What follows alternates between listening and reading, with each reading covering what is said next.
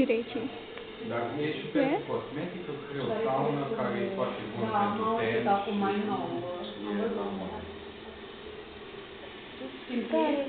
Rece? Da. Da, nu puteți vă apropiați un pic, Nu se întâmplă nimic. Dacă puneți mâna în el, ceea ce vedeți voi în concerte, uneori, aburii. Numai la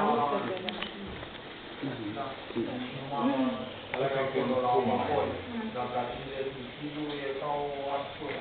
Da. Ce fain.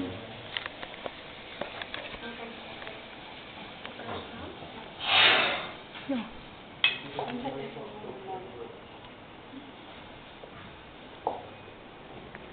Vedeți că operează cu niște mănuși speciale.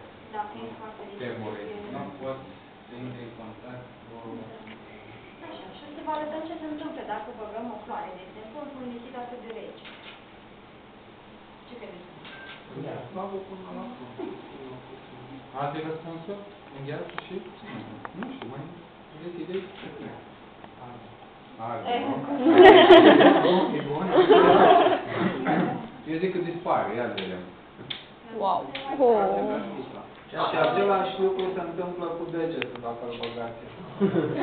Voluntar? Ceva voluntar? Folosim Mai nou, spuneam de două flori, dar repede până nu se Vrea cineva o floare? Haideți ca ocazional să mă da, dar dacă fac și eu Ceea ce ați văzut aseară în filmul de Da. Era o cisternă de azot lichid. Atunci... Cum obțineți azotul lichid? Le spuneți elevilor că ei nu știu. îl cumpără.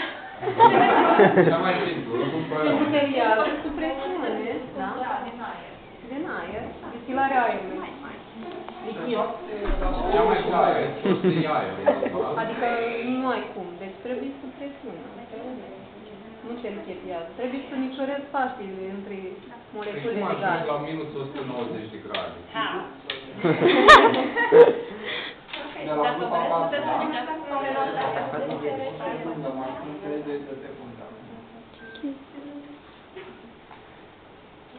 Așa. O să le puneți și acolo la panou. Există o instalație complexă. O avem și noi în prepararea azotului lichid. Aerul se comprimă la tare încât trece în fază lichidă. Și distil după aia. E o metodă, metoda cea mai bună de a obține azotului. Așa, am văzut ce se întâmplă dacă băgăm o floare în azot. Dar ce credeți că se întâmplă dacă băgăm un balon? Se sparge altă răspuns? Ia să vedem. Se creează un înveliș. Cum? Se creează Un înveliș. Un înveliș. Altceva? Se dezumplă. Bun. Altceva? De acum nu, o să vedem. Vedem cine are dreptate. Wow. Da, așa se fac sângele, da. Nu, normal că nu se fac așa. Dar este un material, un polimer și-a schimbat cumva proprietățile.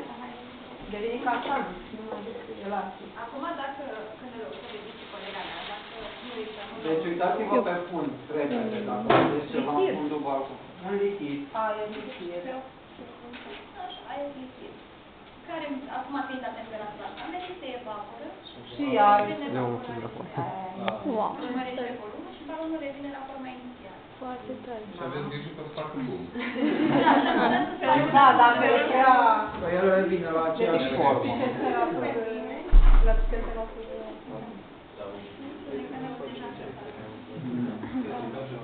Sparge să vezi.